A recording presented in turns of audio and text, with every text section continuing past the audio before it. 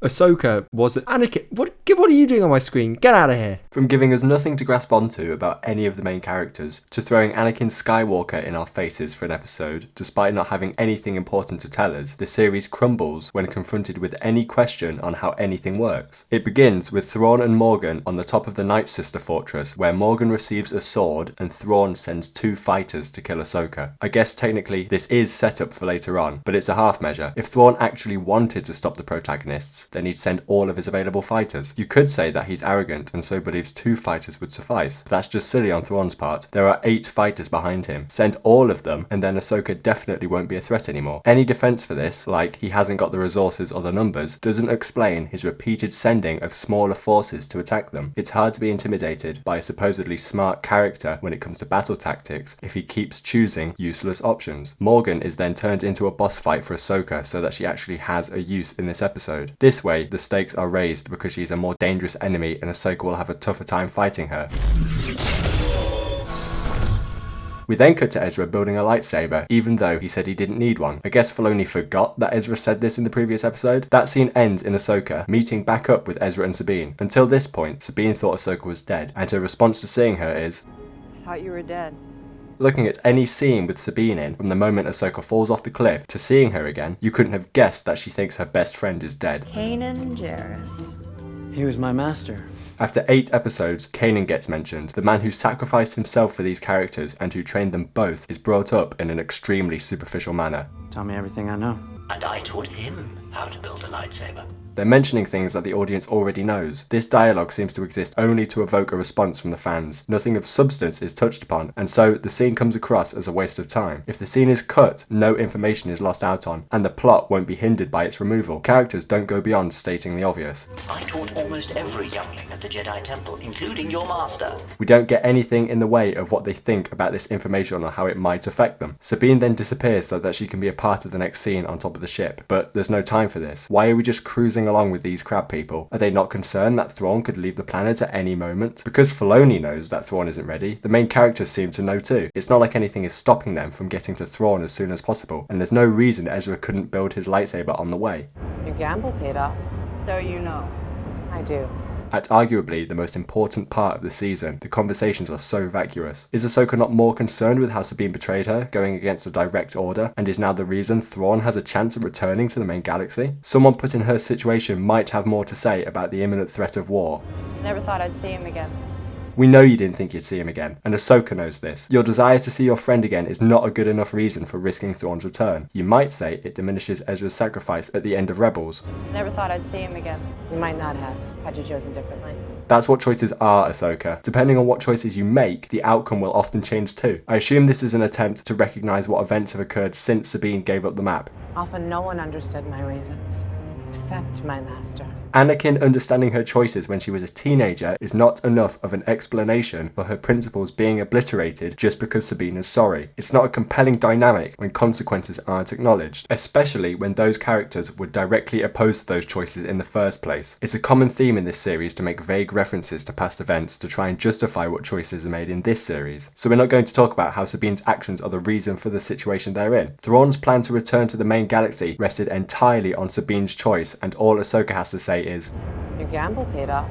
is there no retribution for her action? The show doesn't realise that what Sabine has done is cataclysmic for her character and for the wider narrative. We're just meant to accept that all is forgiven now. The extent of their relationship contains superficial elements of what friends say, meaning the conversation topics aren't explored thoroughly. Sabine went against what Ahsoka warned and it led her to almost dying. So seeing them just have a conversation that doesn't even touch on these events is insane. If it actually addressed in detail what happened, then the characters would have an exchange that included conflicting ideals and beliefs, meaning the plot Filoni wants would grind to a halt. Either Filoni knows this and decides that it's not worth exploring because it would get in the way of the story he's trying to tell, or he's got no idea how real people talk to each other. Dialogue can be good. It can be a pathway to understanding mental states and beliefs through subtext. It can inform us of who these people are without spelling it out. As an audience, we know 2 + 2 = 4, so to have every piece of inferable content explained explicitly every step of the way leaves no room for our engagement. Ezra then emerges from the ship having finished making his lightsaber. As he does this, 2 TIE fighters appear. If they'd gotten there 2 minutes earlier, then Ezra wouldn't have a lightsaber for the fight against the stormtroopers at the end of the episode. Even though the TIE fighters were set up to be coming after them, it's not good enough. They are put in a fridge until Filoni deems it necessary to bring them back. He purposely leaves it vague as to how far away Ahsoka and the gang are, so that it's fine whenever they arrive. Sorry to state the obvious,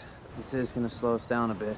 Only after being attacked by the fighters do they have urgency to go after Thrawn. To think that if Thrawn hadn't half-heartedly tried to stop them with the TIE fighters, then they wouldn't be anywhere near on time to try and stop him from leaving. Since the fighters damaged the ship, Ahsoka, Sabine and Ezra need to use the alien dog things to get to Minas Tirith. Thrawn even slowed them down and they still got to him before he left. This raises questions for Thrawn's urgency. Had they just flown over to Thrawn at full speed as Ezra builds his lightsaber, then they would have stopped him. But no, we needed the character scenes where they mentioned Kanan being their master and Ahsoka forgiving Sabine for being stupid. Apparently it just couldn't wait that Ahsoka is okay with Sabine for making an idiotic decision, even with the urgent problem at hand. It's here because we need everyone to band together ready for the final fight of the series, but they just end up having the same conversation in the final scene, which makes this conversation obsolete and makes them dumb as balls for wasting time. When they get to Minas Tirith, they are met by a battalion of troopers, who could have been sent with the TIE fighters, but that would be a smart decision from Thrawn, and we can't have that. Then again, if the troopers had gone with the TIE fighters, then they would have died too, because Ahsoka cannot possibly lose. The stakes are non-existent when even if she falls off a cliff, she gets saved by magical bullshit.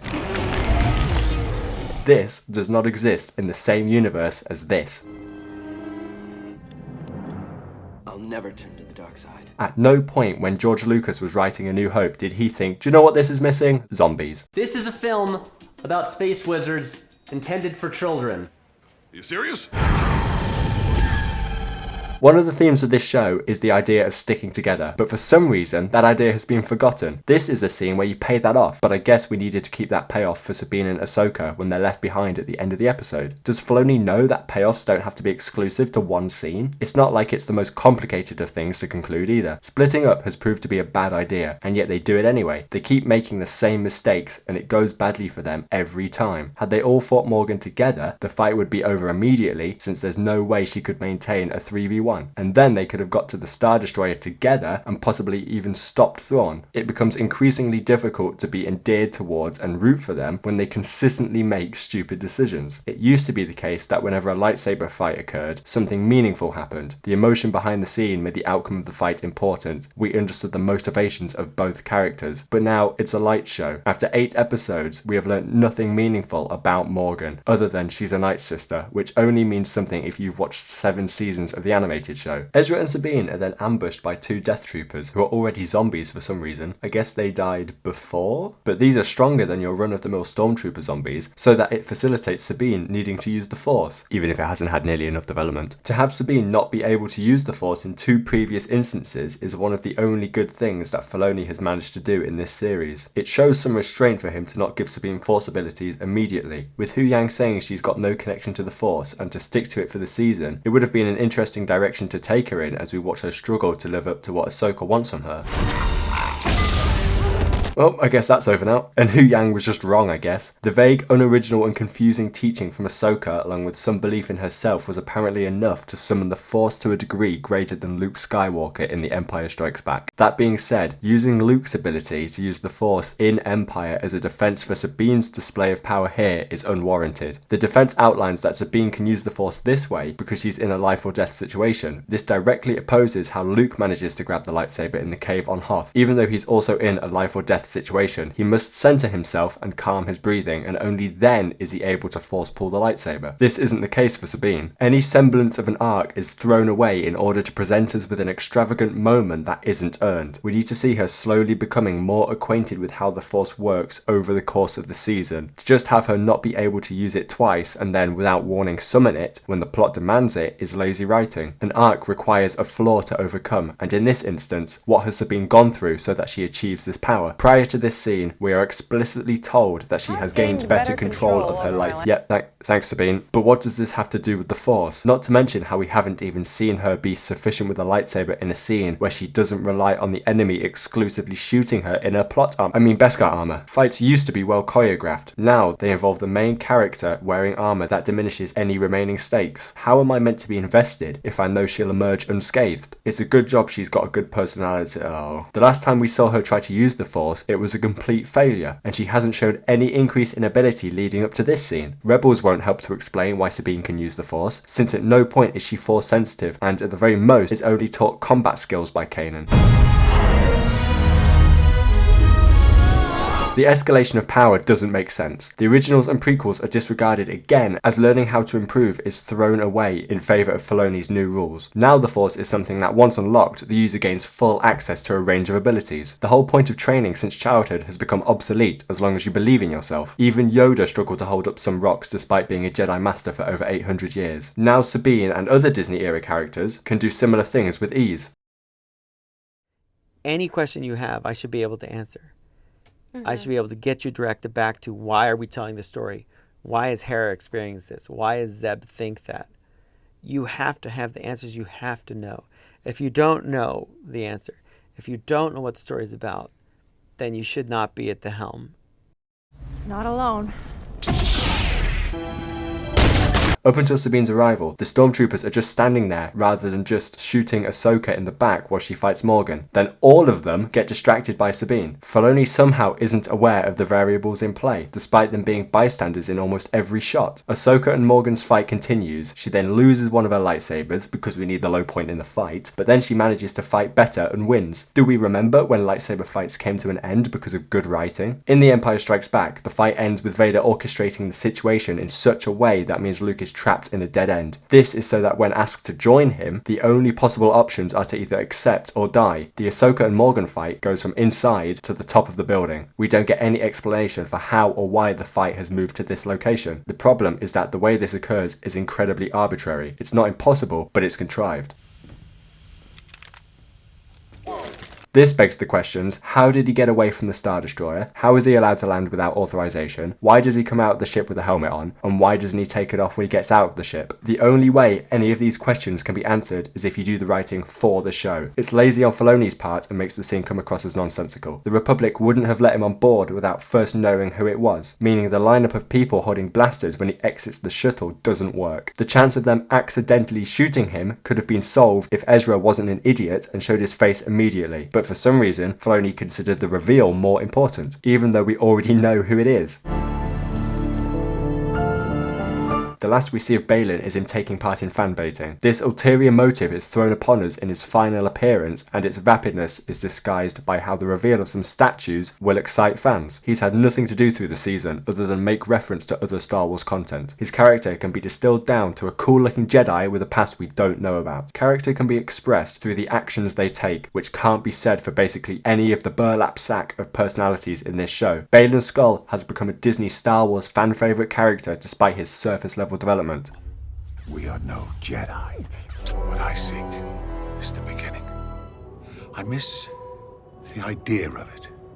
Being someone who says vague things about their past doesn't count as being well written when no new ground is broken. At that point, the audience is filling in the gaps for the writer since they couldn't be bothered to give him concrete motivation. Good acting is not good character. For a show to progress, we need to build on what they say and do. These actions then require consequences and payoffs to qualify it as a well-formed narrative. Otherwise, you're stringing your audience along to no end. It's intriguing to begin with, but once nothing changes after 8 episodes, it becomes a waste of time. You might be tempted to say that it's Star Wars and so the dialogue is meant to be bad, but this isn't a defense. If we lower the standards for one show, then there's no meaningful difference between something that puts in the effort to explain things and one that doesn't. By this reasoning, Dave Filoni is a genius because he can't write convincing dialogue, and the Andor writers are imbeciles for putting effort into why we should be invested. Many defend the bad dialogue in Ahsoka because they believe the original trilogy also had its fair share of poor writing, so why should it matter that it continues in this installment? Well, it sounds like you've generated quite the dichotomy. You are trying to defend a film as well written by saying another film has bad writing. The attempted argument here is meant to appeal to a hypocrisy between both examples committing the same crime, but only persecuting one of them for its incompetence. In order for the argument to work, you'd have to address a specific example of hypocrisy I'm committing between the two pieces of fiction. However, when one of the pieces doesn't even have the same level of an issue in the first place, it's a futile gambit. For Baylan Skoll, saying that his arc is being set up for season 2 doesn't address the problem at hand. Everyone should have relevance to the events around them, rather than just being told where to go or what to do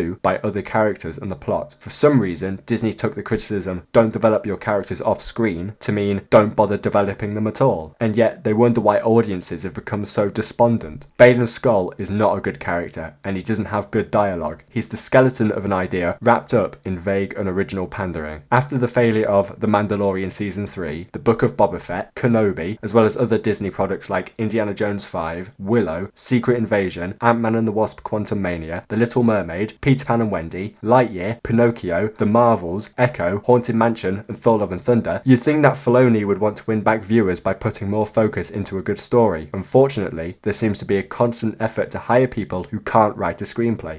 Ezra's where he needs to be, and so are we. The characters are content in being in another galaxy. Something to keep in mind is that every death from now on is on her hands, and all Ahsoka has to say about this is that they're where they need to be. Filoni is completely unaware of what he's made his characters do. It's presented as an uplifting ending when it's the opposite. Ahsoka seems happy that they're the main reason many people will die. They should be stressing out. They caused this mess and they can't help to resolve it. The last we see of Ahsoka, she is crossing her arms with a smile on her face, content with the knowledge that everything she tried to prevent through the season has come to pass. The most that Filoni can muster from his perfectly good and righteous super space queen who can't do wrong is another smirk. I guess we're not going to talk about how the actions of the heroes reversed Ezra's sacrifice from the end of Rebels. I don't even think Filoni realises this, because there's not even an attempt to lampshade it. It's played off as if it was the desired result. We get some more unnecessary stoicism as nothing of substance happens, and then Sabine notices something in the distance. There are 70 seconds of looks and smirks before we get to find out what it is. Oh, and there it is, Anakin Skywalker. Dave Filoni can't help but grab Anakin by the balls and drag him on screen at every conceivable moment, no matter how much it makes sense. All he knows how to do is take characters created by someone else and turn them into vapid planks of wood. Ahsoka said moments ago, It's time to move on.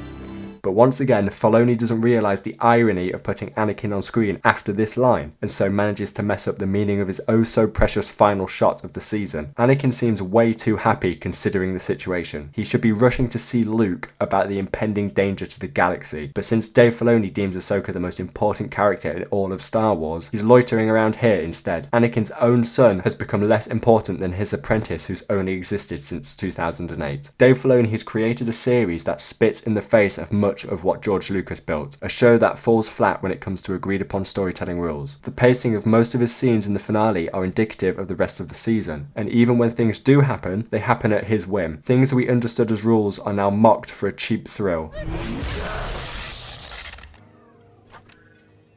He doesn't justify his changes and does things that he wants when he wants. The Ahsoka finale manages to fail by any coherent metric whilst also throwing any intelligence and investment garnered from the really quite shitty earlier episodes into the pyre. The characters are incessant piles of lettuce that make idiotic and unjustified decisions for the sake of the plot. They constantly escape near-death situations due to blind luck and cause those of us with a brain to feel punished for thinking about how the events are held together with nothing more than a "it's Star Wars, it's meant to be silly." Even when there is an ounce of character, the sudden urge to elevate him to great status, despite his vacuous nature, begs the question of what makes something bad to so many Disney Star Wars fans. We should demand more, unless, of course, all we want is sterile references to past events that do nothing but insult and embarrass not only the legacy of those characters, but the people who draw meaning from their journeys. The money printing machine juggernaut of pop culture is now a hollow version of its former self, referencing moments that made it popular in the first place, only without the substance. The flashing lights and bright colours will only work for so long, and once that is realised, this show, much like every other, will fall into the annals of Disney Star Wars content. Dave Filoni, you utter genius. Thank you so much. Thank you.